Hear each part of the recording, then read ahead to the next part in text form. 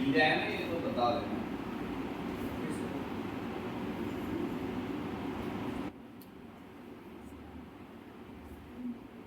सुनो,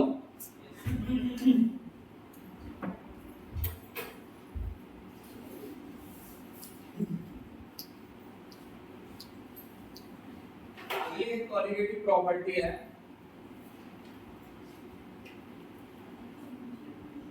फिजिक्स की क्लास है ना इसमें? Yes sir. खुदा ही छोड़ता है।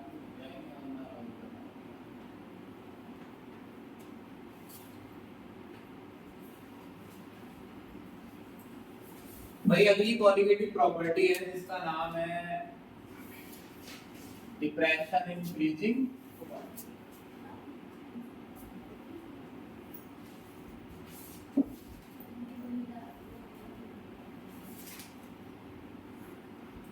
मैं तुम्हें एक बात बताऊं, मैं भी जल्दी उठता नहीं हूँ सुबह। मैं भी 11 बजे 10:30 बजे उठता हूँ।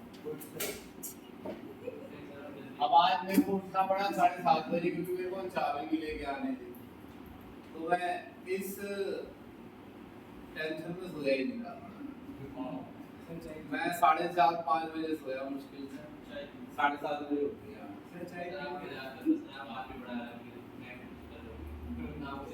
नहीं नहीं नींद आ ही नहीं रही थी। वैसे आ जाती थी 1 बजे तक तो आ ही जाती है।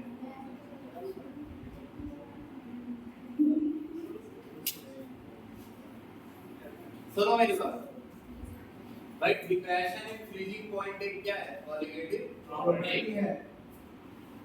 कल तुम्हें 3-4 बातें बताई और मैं हमेशा से कह रहा हूँ वो बातें अगर थोड़ी सी याद रखोगे ना तो अगला टॉपिक बड़ा आसानी से अगला है, 5वां है ना।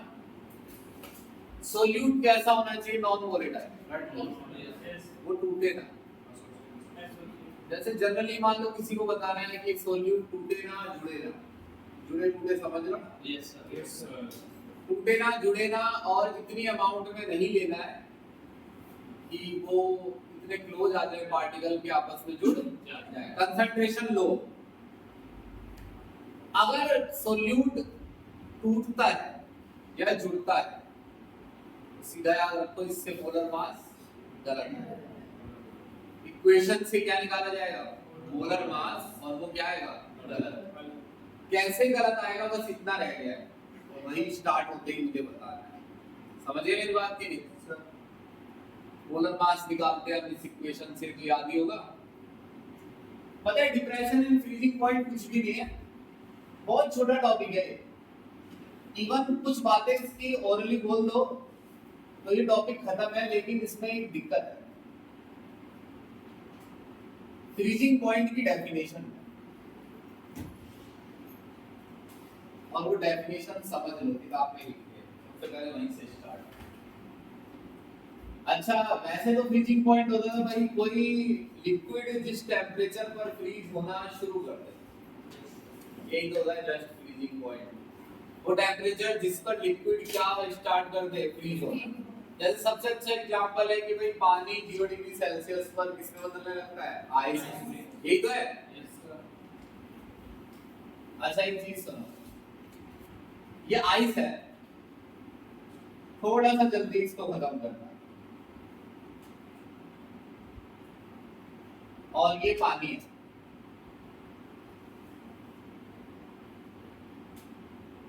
दोनों का फॉर्मूला H2O है, याद रखना।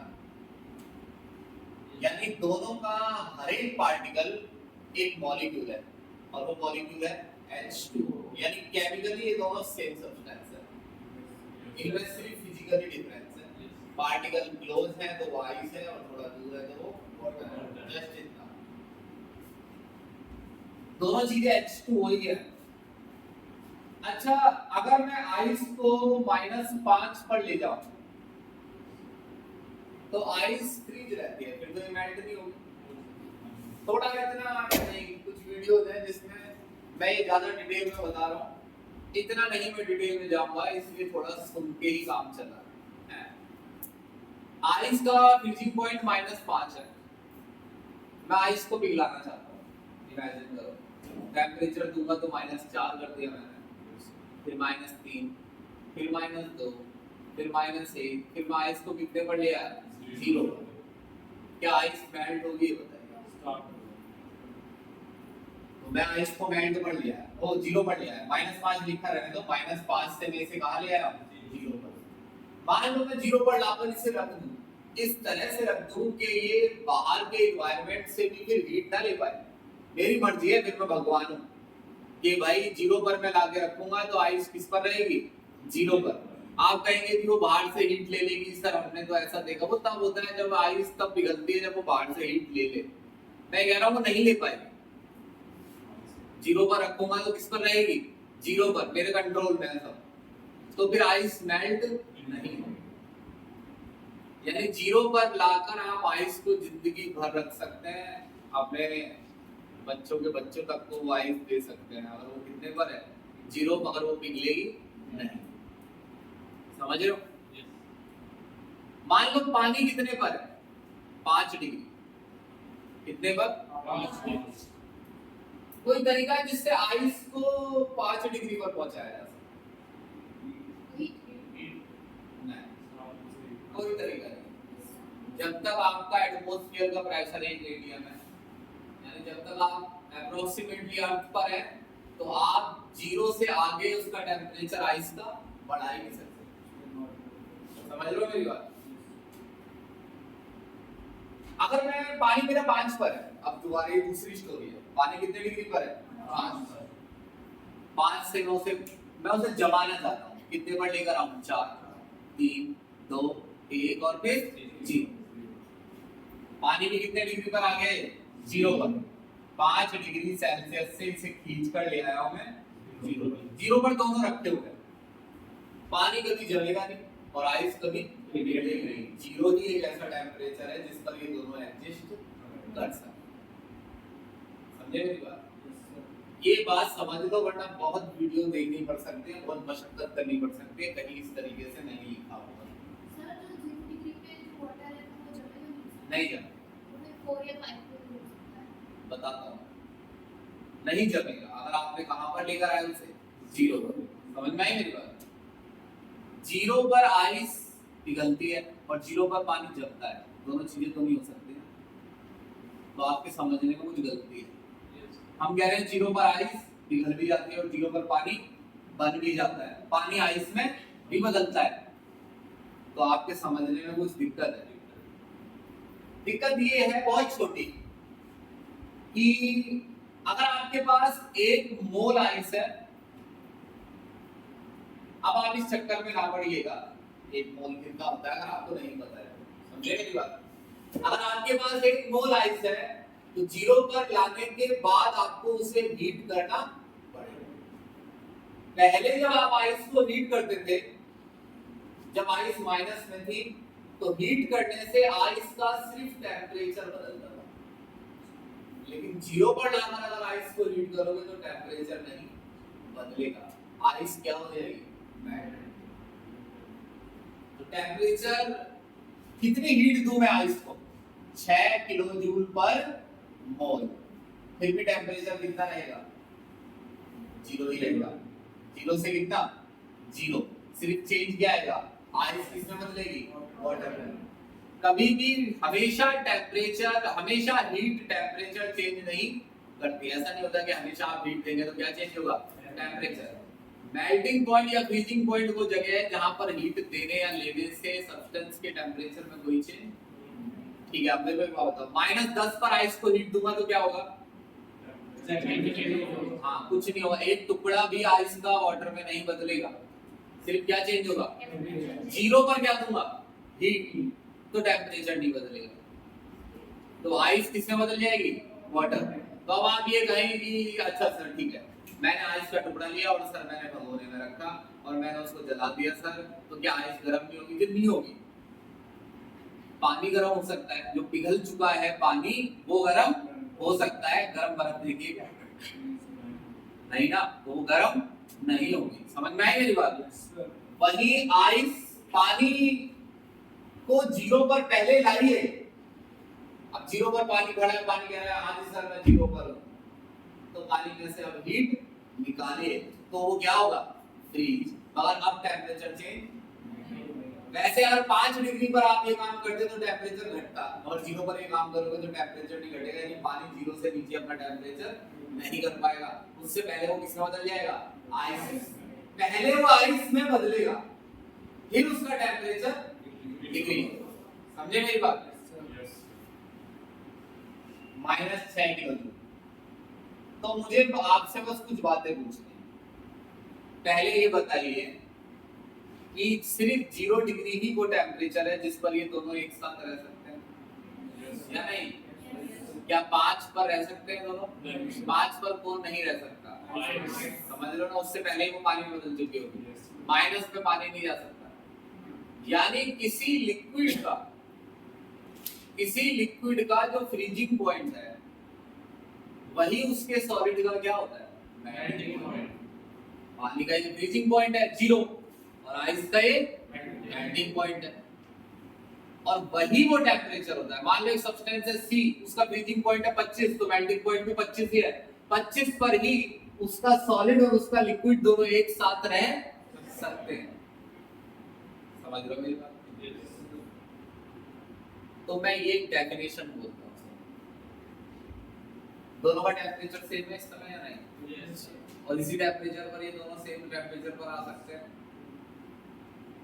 दोनों H2O है, Yes, sir. दोनों ही वेपर बना रहे हैं, और दोनों का वेपर प्रेशर Same. तो भी टेम्परेचर सेम है, और दोनों सब्सटेंस भी केमिकली सेम है, H2O है दोनों। तो एक 0 ही वो टेम्परेचर है जिस पर आइस और वाटर एक साथ रह सकते हैं, और दोनों का वेपर प्रेशर क्या हो सकता है? Same. तो फ्रीजिंग पॉइंट वो टेम्परेचर होता है जिस पर एक लिक्विड का वेपर प्रेशर उसके सॉलिड के बराबर हो जाए, या नहीं? Yes, sir. यानी आपको अगर कभी किसी आप प्लेनेट पर हैं और आपको उस प्लेनेट पर पानी को पिघलाना है जो कि टेम्परेचर अब 0 नहीं हो, जब आना है तो वो 0 नहीं होगा, दूसरा प्लेनेट है वो। तो आप अगर उस प्लेनेट पे पानी को जमाना चाहते हैं तो आपको ये देखना पड़ेगा कि मैं किस तरीके से इस पानी का वेपर प्रेशर आइस के वेपर प्रेशर के बराबर कर पाऊं, जिस टेम्परेचर पर दोनों का वेपर प्रेशर क्या आने लगेगा? सेम। समझ लो वही क्या है? फ्रीजिंग पॉइंट है ना, कठिन डेफिनेशन, इसीलिए कह रहा हूं समझ नहीं आएगी। समझ लो यही, समझे मेरी बात की नहीं? Yes, sir. अब समझ गए कि नहीं? Yes, sir. 5 क्यों नहीं हो सकता? 5 पे दोनों एक साथ नहीं रह सकते, तो दोनों का वेपर प्रेशर भी सेम। समझ गए मेरी बात की नहीं? तो temperature at which vapour pressure of a liquid at atmospheric pressure become equal to its solid। ये डेफिनेशन बताओ, समझ में आनी चाहिए, चाहे क्लास में किसी को और आती हो ना आती हो, तुम्हें आनी चाहिए, पहले पढ़ के बताओ।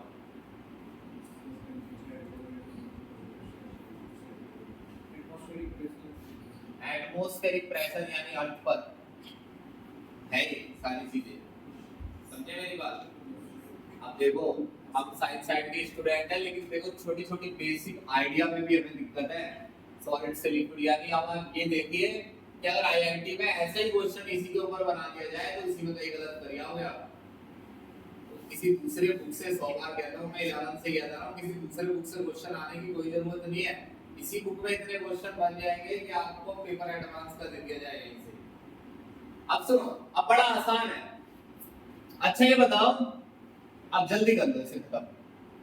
ये प्योर वाटर है, 10 मिनट में खत्म कर देना है। ये कैसा वाटर है?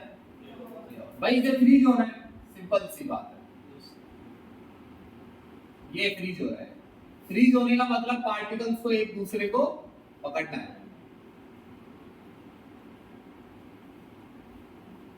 ऐसे ही तो है भाई। इसको किसमें बदलना है? आइस में। वाटर को आइस में बदलना है तो इसे क्या होना है? फ्रीज। पार्टिकल को एक दूसरे को पकड़ना है। भाई ये मान लो एक पार्टिकल है सैंडी और एक है मैंडी है।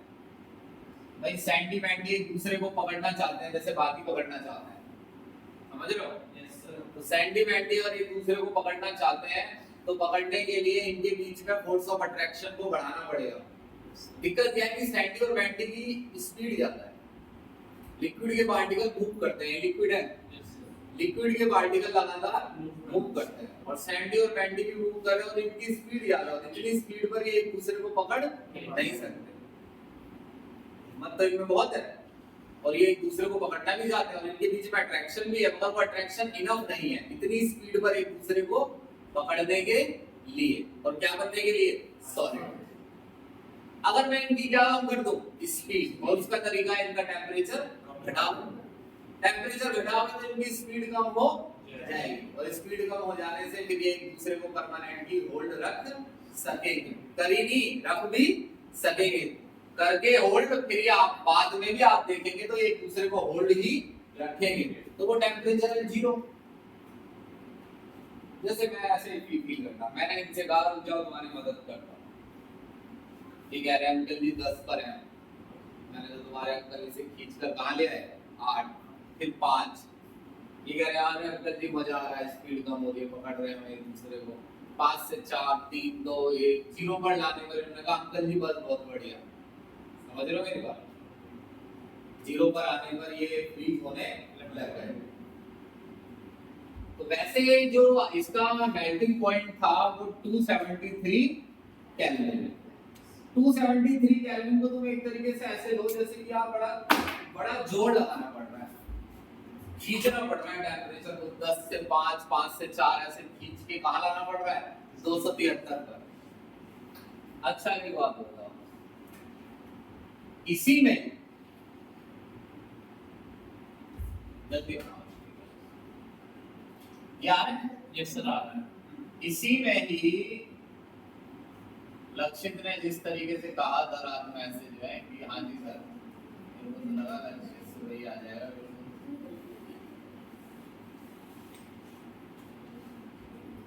लेकिन ऐसा हुआ नहीं। भाई ये मोटे मोटे नॉन वोलेटाइल सॉल्यूट है रे, ये मैंने पानी में क्या डाल दिया, नॉन वोलेटाइल सॉल्यूट। भाई क्लियर कर लो सब कुछ, ये पानी है और पानी में नॉन वोलेटाइल सॉल्यूट मैंने डाला। भाई आइस पानी के पार्टिकल एक दूसरे को होल्ड करते हैं क्योंकि उनके बीच हाइड्रोजन बॉन्ड है, वही जब एक दूसरे को होल्ड करेंगे तो ही क्या बनेगी, आइस। और ऐसे में जब बीच में ऐसे काले काले पार्टिकल हो तो इन्हें एक दूसरे को होल्ड रखने में दिक्कत आएगी, समझ रहे हो मेरी बात? ये पार्टिकल इनके बीच में आते हैं, बहुत सिंपल है, मैं भाषाओं से इसे उलझाना नहीं चाहता। ये पार्टिकल ब्लैक वाले इन दोनों के बीच में आते हैं, यानी ये समझ लो सैंडी और बैंडी के बीच में आंद्रे रसल आ गया। आंद्रे रसल को जानते हो? अब सैंडी और बैंडी को एक दूसरे को पकड़ना भी और बीच में क्या रहना चाहिए, आंद्रे रसल, और आंद्रे रसल ने एक दूसरे से दूर करना चाहता है। तो ऐसे में सैंडी और बैंडी को होल्ड करने के लिए और ज्यादा जोर लगाना पड़ेगा, और ऐसे में आपको उनकी स्पीड और कम करनी पड़ेगी ताकि उनका अट्रैक्शन और ज्यादा लगे, और ऐसे में आपको उन्हें और कम टेम्परेचर तक लाना होगा। कितना सिंपल है? सिंपल वाटर है तो 273 केल्विन पर वो जम जाएगा। अगर उसके अंदर पार्टिकल है नॉन वोलेटाइल तो आपको उसे और कम टेम्परेचर तक खींचकर लाना पड़ेगा। सिंपल ही रखा है, समझे मेरी बात? 273 में से 2 घटाए 271 आता है, और 271 में से मैं 0.4 और घटा 0.14 114 कठिन है। एक काम करो 1.5 घटाना 273 में से 270.86 नहीं 0.14 नहीं मतलब दूसरा 0.5 या 1.4 तो घटाना है। अरे चलो छोड़ दो, ये बताओ 1.86 घटाना है 273 में 1.90 घटाओ, चलो मुझे बताओ 270.10 आ गया ना। अब इसमें 4 और घटा दो, 4 और बढ़ा दो तो 271.14, ठीक है? अब सुनना मेरी बात, कितना पानी है 1 केजी, कितना भाई फिक्स है, सब कुछ सच है, जो भी मैं लिखूंगा फिलहाल यहाँ। अगर तुमने पानी कितना लिया 1 किलो 180 एम, अगर किसी को भी ऐसा लगे कि मेरे को फ्रीजिंग पॉइंट और समझ लेना चाहिए जिससे फायदा ही होगा न्यूमेरिकल में, तो इसके लिए एक दूसरी वीडियो भी है, उसमें सिर्फ यही है। और ये सब मत कहा करो कि नहीं हम ये भी नहीं देख पाएंगे, हम वो भी नहीं कर पाएंगे। अबे तो करना क्या चाहते हो? कोई चीज तुम्हें दो करके तो वो तुम करने। अगर अभी मान लो वीडियो ना होती तो ऐसा लगता मन में कि काश होती तो मैं देख लेता है, तो तुम कहोगे नहीं देखनी।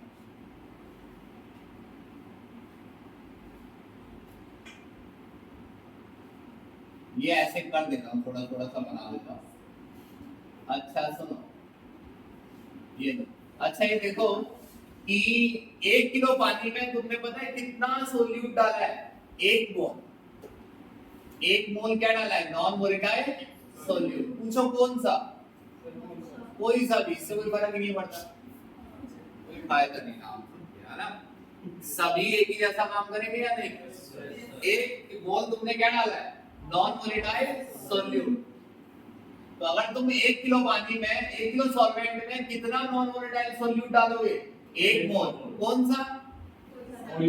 सबका असर क्या होगा? सेम। तो टेम्परेचर जो फ्रीजिंग पॉइंट है वो 273 से, यहां लिख देता हूं 273 से घटकर हो जाएगा 271.14 केल्विन।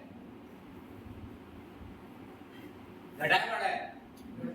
डिग्री सेल्सियस में बताना। चलो देखो, जो मान लो एडवांस का क्वेश्चन है कि डिग्री सेल्सियस में बताना है, तो ज्यादा नहीं करना है। डिग्री सेल्सियस में कितना हो गया?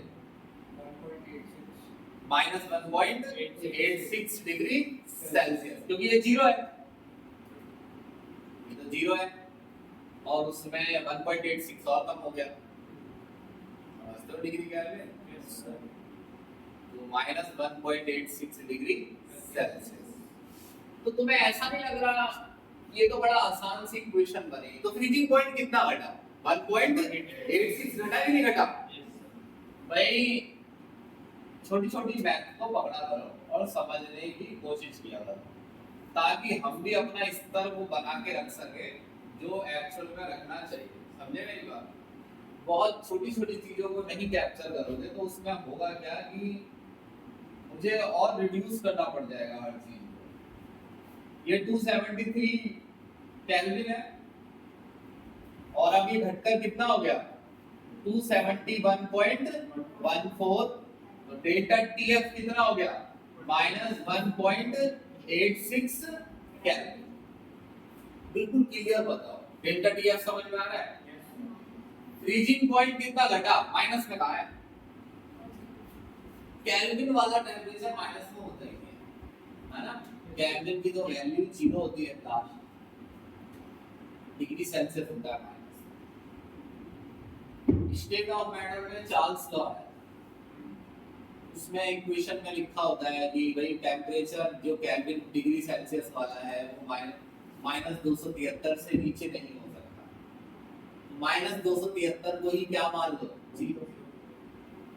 केल्विन लिख दो पीछे, मान लो 0 कदम ऐसे लिख दो। किसी जमाने में कदम था, उसने बात है -273 को क्या लिखेंगे? 0। बिल्कुल ऐसा ही है। तो -272 क्या लिखा जाएगा? 1। समझ रहे हो? और 0 को क्या लिखा जाएगा? 273। ऐसे ही किया गया है जिससे टेम्परेचर में माइनस ना। समझे मेरी बात की? केल्विन। अच्छा ये बताओ, ये अंतर है, कितना अंतर आया फ्रीजिंग पॉइंट में? 1.86 का।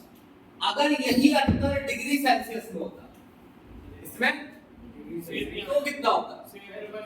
सेम है ना, -1.86 डिग्री सेल्सियस। ये बात न्यूमेरिकल के लिए भूल नहीं जाना। इसमें 273 नहीं जोड़ना है।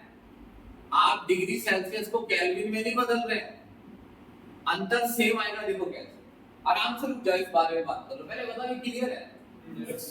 पहले प्योर वाटर का फ्रीजिंग पॉइंट 273 था, फिर उसका क्या हो गया? 271, क्योंकि ये प्योर वाटर नहीं है।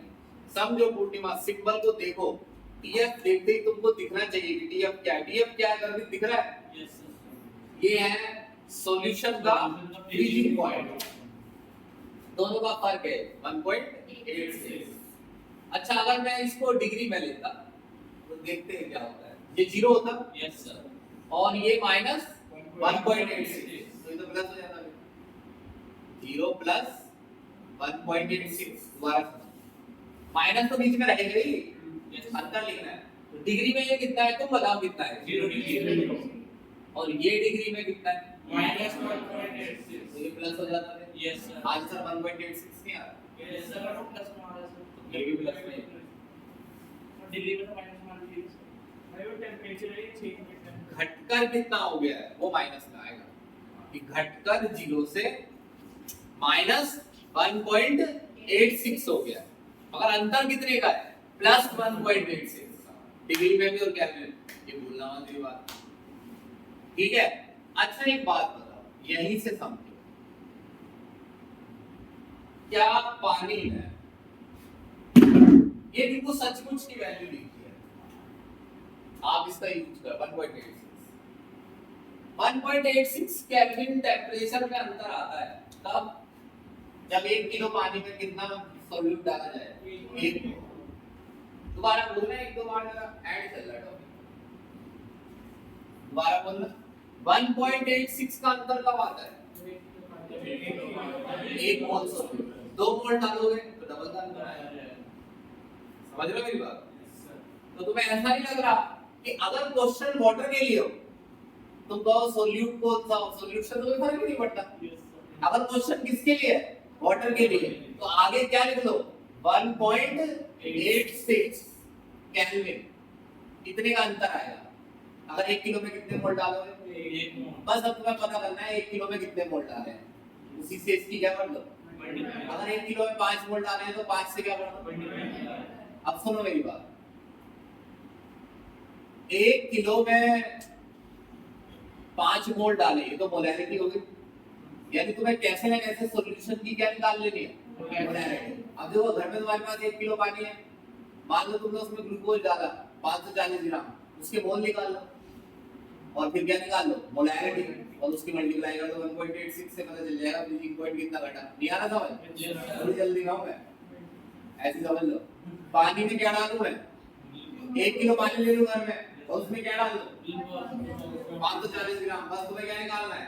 मोल। अरे यही तो एक्सपेरिमेंट में आ जाता है पेपर, उसमें जो तुम ऐसे से एक दूसरे का मुंह देखते हो, करना क्या है, यही होता है। इतना ही आसान होता है वो कि उसमें मोल निकाल कर लिख देने होते हैं, बस लिखने की भाषा कुछ ऐसे होती है, ये लिखो, प्रोसीजर लिखो, ये लिखो, वो लिखो, तो कितना आएगा? 1.86। तो ये पता है क्या है? ये पानी का केयर है।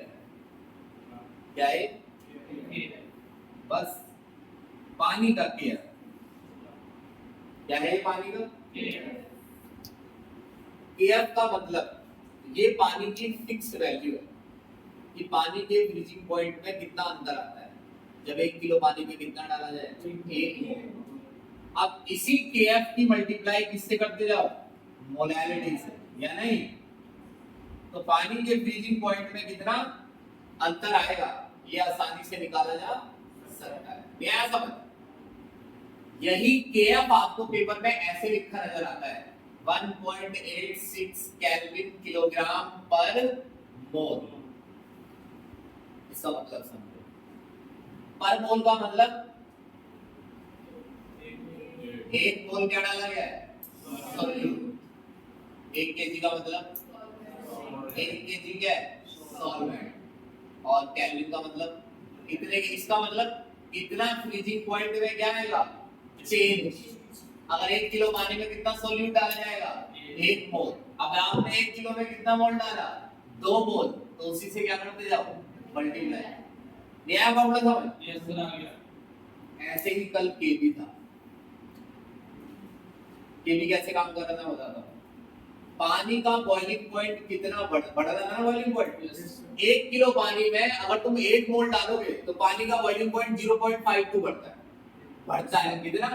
1 किलो में 1 मोल से, 1 किलो में 1 मोल से।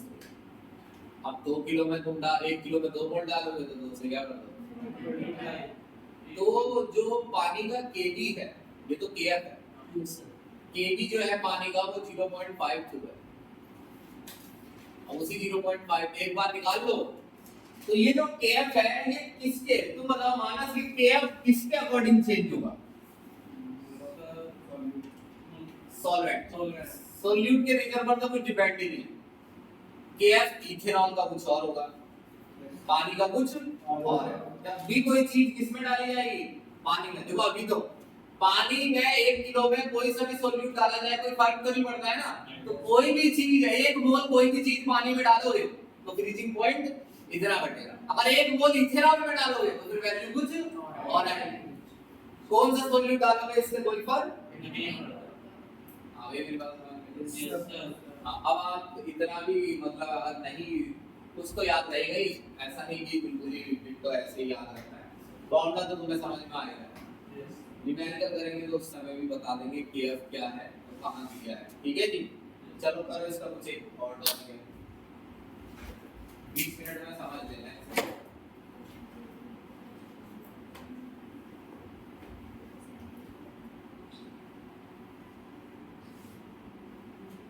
ग्राफ है इनके, सोच रहा हूँ टाइम मिले तो बना दो अभी।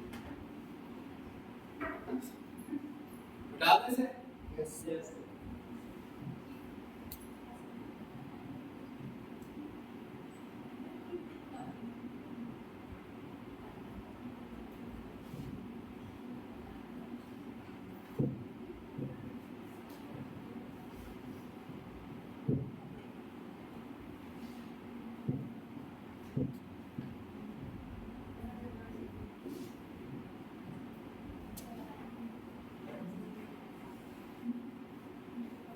सुनिए,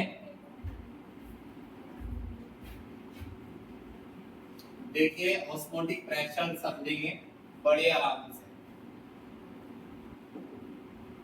देखो सुनो, ये भी एक क्वालिटेटिव प्रॉपर्टी है, इसमें भी एक पानी, इसमें भी पानी लिया जाएगा, पानी में सोल्यूट डाला जाएगा।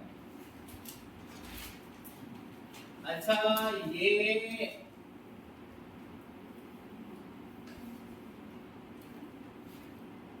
थोड़ा सा ये थोड़ा अजीब है समझने, इसका फिगर थोड़ा बड़ा कर लो। समझ आप बहुत जल्दी की सकते हैं, आप बता देना समझ में लिखना। और मेरी सलाह मानोगे, मैं हमेशा सही सलाह देता हूँ, मैं कभी नहीं कहता हूँ कि ये चीज पढ़ लो जिसमें मेरा कोई बेनिफिट हो। हमेशा सही बात बताऊंगा। सही बात तो ये है कि फॉर्मूले पे ज्यादा ध्यान करना कि कैसे बना है, समझे।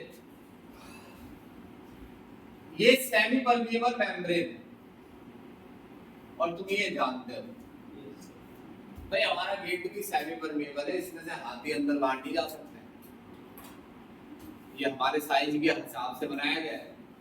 और ऐसे ही अगर पोर्स, अगर किसी मेम्ब्रेन के छेद इतने छोटे हों कि उसमें से एक खास साइज से ऊपर साइज के पार्टिकल अंदर बाहर ना हो सके तो इसे भी हम क्या बोल सकते हैं? Semi permeable. यानी ये मेम्ब्रेन हर चीज को अंदर बाहर नहीं कर सकती, उसी चीज को कर पाएगी जो इसके साइज से, समझ गए ना मेरी बात? बायो में आता है ना semi permeable. Yes sir. Semi permeable membrane लिख दे रहा हूं। ये पूछ लेते हैं, बिग ब्लैडर ये नेचुरल है, ब्लैडर तो जानते हो, पिग का जो ब्लैडर है पतला होता है, वो मेम्ब्रेन की तरह, वो भी किसकी तरह काम करता है? Semi permeable membrane. ये नेचुरल है, नेचुरली जो मेम्ब्रेन मिलती है इंसानों ने बनाई है सेलोफेन से, एक सब्सटेंस है सेलोफेन, उससे भी क्या बनाई जाती है? Semi permeable membrane. क्यों लिखा है मैंने? किताब में लिखा है बस इसलिए, कोई मुझे इसमें वो नहीं है, समझे। आप डालेंगे गूगल पर सेमी परमिएबल मेम्ब्रेन, 10 क्यों आए, नेचुरल भी और आर्टिफिशियल। ये तो बात है, फिर भी अगर बात पूछ ले तो ये दो मैंने जो किताब में लिखी थी वो लिखी, ये नेचुरल है और ये आर्टिफिशियल। आर्टिफिशियल समझते हो? जो सोने का ना हो, जिस सोने का नाम है ऐसा आर्टिफिशियल क्या सर, ऐसा समझो। मेरे को तो यही मालूम है, तो लगा कि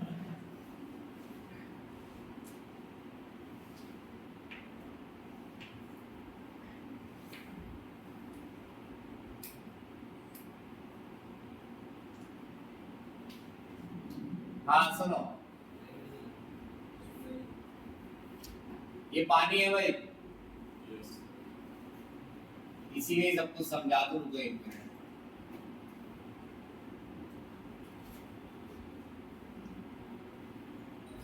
जब हम शिवम 11th में थे ना, तो एक चैप्टर आता था थर्मोडायनामिक। वैसे हमने और कुछ पढ़ा ना पढ़ा, लेकिन हमने ऑर्गेनिक और थर्मोडायनामिक और इक्विलिब्रियम बहुत पढ़ा है।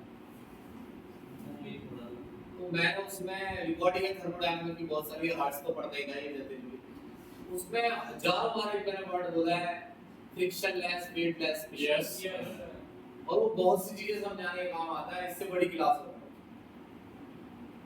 आप आज ऐसा कुछ नहीं करना है, समझो। ये जो पिस्टन है ना, पिस्टन समझते हो जो चीज ऐसे खिसके है, ये फूल जैसा हल्का है।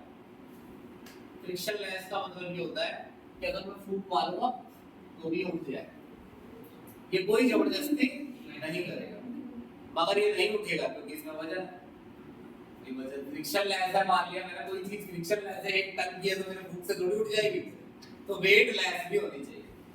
कोई भी चीज फ्रिक्शनलेस वेटलेस नहीं होती है।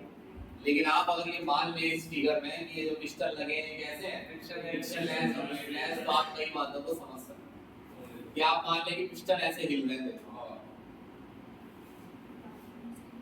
अगर तुमने हल्का सा भी आंधी गेट भी तेज बंद कर दिया ना, तो पिस्टन हिलने लग जाए। ऐसे तो और फ्रिक्शनलेस वेटलेस। इसमें मैंने पानी डाला हुआ है, तो ये जो पिस्टन है ये पानी पर कोई जबरदस्ती प्रेशर नहीं डालेगा। ये सॉल्वेंट के मॉलिक्यूल हैं, और आप ये समझिए कि अगर आप 5 मिनट में इस फिगर को समझ लेंगे, जो कि मैं बिल्कुल अच्छा ही समझाऊंगा कोशिश करके, तो ये हमें टॉपिक खत्म करने में अगला 5 मिनट और लगेगा ज्यादा से ज्यादा। ये आपका सॉल्वेंट है, क्या है ये गुनगुन? सॉल्वेंट।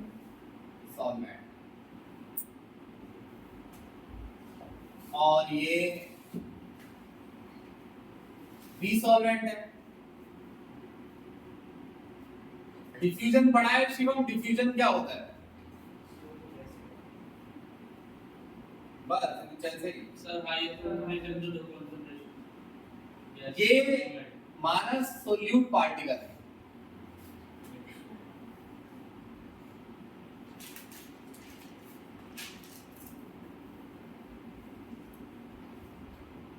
पूर्णिमा ही समझना है, नहीं तो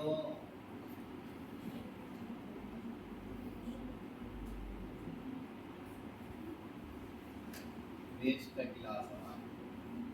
ये नॉन वोलेटाइल सॉल्यूट है, तुम ज्यादा भी मान सकते हो।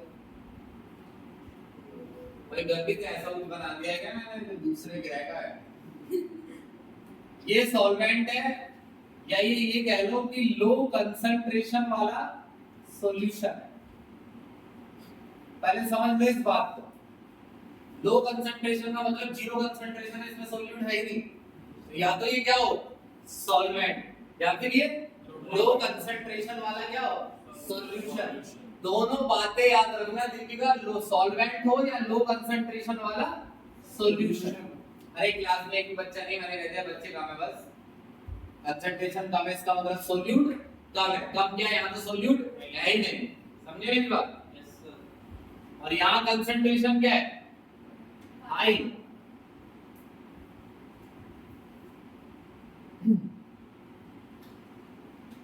सॉल्यूट पार्टिकल काफी बड़े होते हैं, जैसे साइंस में दिख रहा है, इसीलिए उनको सॉल्यूट बोला जाता है, क्योंकि वो सॉलिड पार्टिकल होते हैं और वो एक दूसरे से जुड़े रहते हैं। ये एक पार्टिकल नहीं, ये कई पार्टिकलों का कलेक्शन है। ये जो है ये पानी का एक मॉलिक्यूल है, इसलिए सॉल्वेंट पार्टिकल हमेशा छोटा रहता है और सॉल्यूट हमेशा बड़ा। सॉल्यूट पार्टिकल तो तय है कि मेम्ब्रेन से ना इधर जा सकता है ना उधर, और दूसरा सोल्यूट पार्टिकल होल्स के आसपास का स्पेस भी घेरते हैं। इससे जो सॉल्वेंट पार्टिकल इधर मूव करना चाहते हैं उनका मूवमेंट स्लो हो जाता है, समझे मेरी बात के लिए? और इधर जो मूव करना चाहते हैं उनका फास्ट, उसके कंपेयर। तो दोनों तरफ ये बात ध्यान रखो, दोनों तरफ मूव कर रहा है सॉल्वेंट, इधर से इधर और उधर से इधर, और तेजी से कहां फ्लो करेगा? सॉल्वेंट से किस और? सॉल्यूशन की ओर। सॉल्वेंट से किस और? अरे मिस मत करो इसे। सॉल्वेंट से, सॉल्वेंट इस तरफ से इस तरफ सॉल्यूशन की और तेजी से फ्लो करेगा। वापस क्यों नहीं फ्लो करेगा इतनी तेजी से? क्योंकि सर ये सॉल्यूट पार्टिकल और कोई रीजन नहीं है, बस ये ऑब्स्ट्रक्शन का काम है। इस तरफ का फ्लो उसके कंपेयर में इधर डालेंगे, फ्लो के कंपेयर में क्या हो जाएगा? स्लो। समझ रहे हो कि नहीं? Yes sir. नहीं, 9th क्लास में ऑस्मोसिस आता था, यस वही ऑस्मोसिस है कि पानी के मॉलिक्यूल लो कंसंट्रेशन से किस और फ्लो कर रहे हैं? इसी तरीके से जो प्लांट में जाइलम, फ्लावर, फाइलम क्या लेते हैं?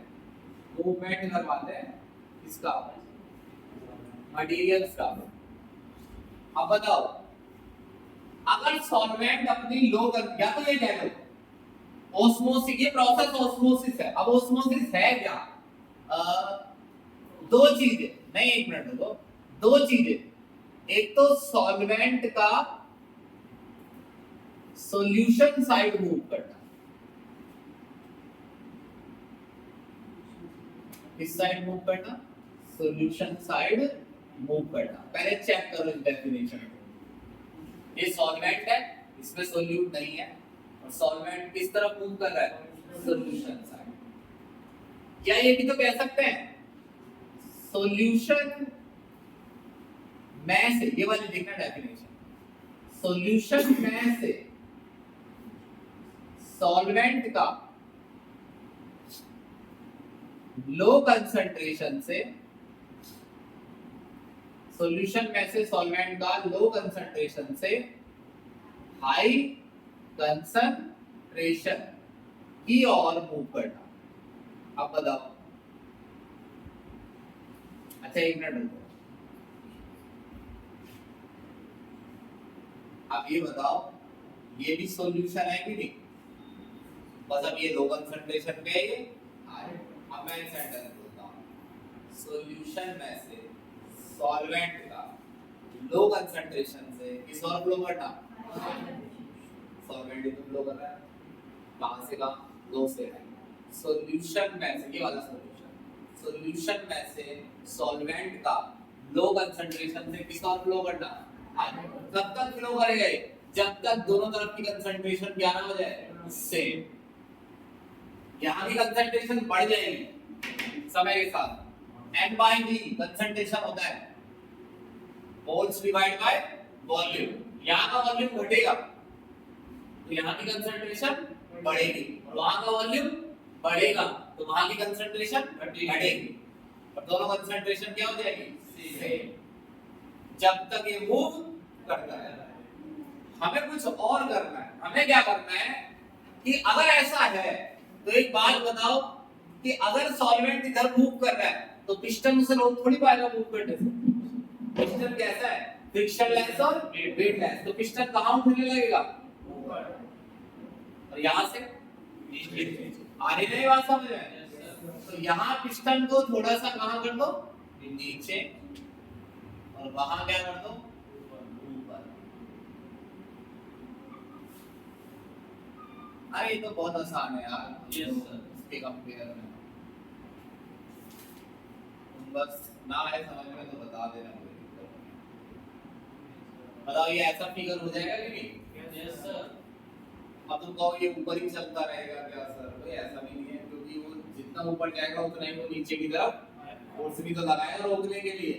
तो एक सर्टेन हाइट तक ये ऊपर उठता है। लेकिन अगर मुझे इसे ऊपर उठने से रोकना हो तो मैं इस पे हाथ रख लेता हूं।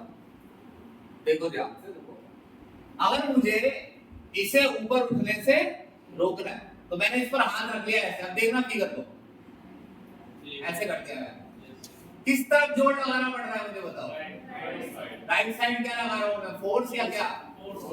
फोर्स नीचे की तरफ, यानी थ्रस्ट बन गया। और ये क्या हो गया? प्रेशर। फोर्स डाउनवर्ड लग रहा तो प्रेशर बन जाता। समझे मेरी बात? तो मैं इस साइड सॉल्यूशन साइड, या फिर जिस तरफ कंसंट्रेशन क्या है आई, उस साइड क्या लगा रहा हूं? प्रेशर, ताकि ऑस्मोसिस को रोका जा सके। तो इसे कहते हैं, जो प्रेशर मैं किस साइड लगा रहा हूं? राइट साइड, उसे कहते हैं ऑस्मोटिक प्रेशर। देखा है बिल्कुल। छठी क्लास के बच्चे को अगर 2-4 बार हाथ फेर दिया जाए सर पे तो वहां कर देगा हाँ ठीक है आगे पता था स्कूल में सीधा बोला था ऑस्मोसिस को रोकने के लिए जितना प्रेशर की जरूरत है सो ऑस्मोसिस प्रेशर जाते हैं टॉपिक खत्म। अबे तभी सही कहते हो तुम। जब ऐसा ही होगा ना हमारे साथ तभी तुम सही कहते हो, तुम पहुंच जाते हो यहाँ से कुछ होना नहीं है, यहाँ भी तो किसी और को परेशान करेंगे। चलिए अब ये बताओ, अब ये स्टोरी को सुना, एक तो डेफिनेशन हो गई ऑस्मोसिस, बड़ी सिंपल हो गया ऑस्मोटिक प्रेशर। ऑस्मोटिक प्रेशर की डेफिनेशन सुनना, अगर इंग्लिश में लिखी जाए तो ऐसे बोलूंगा हिंदी में, इंग्लिश में लिखी जाए तो हिंदी ऐसे होती है, हिंदी ऐसे होती है कि सॉल्यूशन साइड जो प्रेशर लगाना पड़ता है ताकि सॉल्वेंट के फ्लो को रोका जा सके। अंदर कहाँ है ताकि सॉल्वेंट, तो उस प्रेशर को क्या कहते हैं, ऑस्मोटिक प्रेशर। तो मुझे जो यहाँ प्रेशर लगाना पड़ेगा ताकि एस्मिथ क्या हो सके, ऑस्मोसिस रुक जाए, चलो ये तो सही है। उस प्रेशर को कहते हैं पाई। पाई मतलब ऑस्मोटिक प्रेशर। तो ऑस्मोटिक प्रेशर को क्या लिख दूं मैं, pressure to stop osmosis, in short है, ताकि क्या कम किया जा सके, ऑस्मोसिस खत्म किया जा सके। समझ रहे? अब 1 मिनट लगेगा समझाने में। देखो अब ये बात बताओ, ये बताओ कि ऑस्मोसिस कब ज्यादा होता है, कब ज्यादा होगा, मतलब ये प्रेशर गर्मित कब ज्यादा लगाना पड़ेगा। कोई ऐसे नहीं है कि कोई ज्यादा महान क्वेश्चन है। इस तरफ एस्मिथ तुम्हें इसे रोकने के लिए कम प्रेशर लगाना पड़ रहा है, तुम तो ऐसे कर रही हो, लो बस उंगली रखती है, तुम्हें उंगलियां कमाल, और मान लो एक बच्चा पूरा बैठा ही है उस पे पिस्टन पे, सर जब क्या दिक्कत आ रही है, जब कंसंट्रेशन यहाँ की बहुत ज्यादा हो और यहाँ बिल्कुल प्योर सॉल्वेंट हो, तो फॉर्मूला यहाँ से बनेगा। अब मैं देखा यहाँ की कंसंट्रेशन जितनी ज्यादा होगी उतना ही ज्यादा क्या होगा, ऑस्मोटिक प्रेशर, या नहीं। तो पाई डायरेक्टली प्रोपोर्शनल है किसके, कंसंट्रेशन के। प्रोपोर्शनैलिटी का साइन हटाकर दो कांस्टेंट लगाने आर और टी, बस इतना है। पाई इक्वल टू सीआरटी, सी यहाँ मोलैरिटी नहीं है, मोलैरिटी है मोल पर लीटर। इसका कोई कारण है, हाँ कारण है, वो कारण है आर, क्योंकि आर की वैल्यू में यूनिट की वैल्यू, आर की वैल्यू में वॉल्यूम की यूनिट आती है, इसीलिए कंसंट्रेशन भी मोल दी गई है जिसमें क्या है, वॉल्यूम, ताकि वॉल्यूम की यूनिट सी और आर की आपस में कट जाए और पाई किस में आए, प्रेशर की यूनिट में। ये करके दिखाएंगे न्यूमेरिकल कि पाई कैसे, आप न्यूमेरिकल में काट के दिखाता, ये कट गया, समझ गए। और भी है इसमें, लेकिन थ्योरी है। एक चीज ऐसे ही बता दे रहा हूं, बिल्कुल ऐसी ही है, कोई घपला कोई गड़बड़ नहीं। एक बात बताओ, रिवर्स ऑस्मोसिस क्या होता है। अब यहाँ पर पूर्णिमा ज्यादा प्रेशर लगा दोगी गुस्से में, तो सॉल्वेंट हाई से किस ओर भाग जाएगा, लो की ओर, तो वो क्या कहलाता है, रिवर्स ऑस्मोसिस। अब ये पानी गंदा है, ये साफ है, इस पर प्रेशर डाल तो सारी गंदगी पीछे छूट और साफ पानी उस तरफ भाग जाएगा। तो ये आरओ सिस्टम हो गया, रिवर्स ऑस्मोसिस। समझे मेरी बात की? तो आरओ लगवा लो, पूर्णिमा आरओ लगवाओगी, आप लगवा लो, आरओ लगवा लो। कितना टाइम हो रहा है?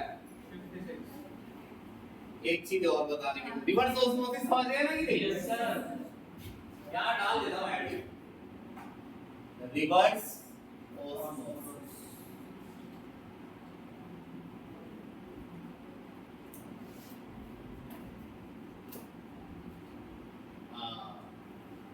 flow of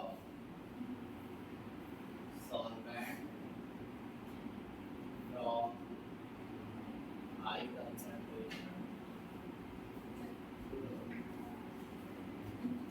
सॉल्वेंट का हाई से लो की ओर फ्लो करना। इसमें एक टॉपिक है, एक तो हाइपोटोनिक सॉल्यूशन, आइसोटोनिक, बताते हैं कल बताएंगे चलो। हाइपोटोनिक बड़ा आसान है, बहुत ही वाला है। कल हम नेट ऑफ फैक्टर पढ़ेंगे, समझे मेरी बात? आप ये सारी रिकॉर्डिंग याद करना, बस मुझे इतना चाहिए कि आपको आप जब यहाँ आए तो आपको ये बताओ कि नॉन वोलेटाइल सोल्यूट डाला जाएगा और अगर वो टूटता है तो फिर ये फॉर्मूले काम ये मोलर मास क्या निकालेंगे डेल्टा टीएफ भी गलत आएगा। अब मेरे को क्या करना है कल ये साबित करना है कि डेल्टा टीएफ गलत कैसे आएगा। इसमें टाइम लगता है केसी निकालना पड़ता है क्योंकि केसी भी समझाना पड़ता है अल्फा भी समझाना पड़ता है तब इसके लिए मैंने करूँगा। ठीक है ना चलो।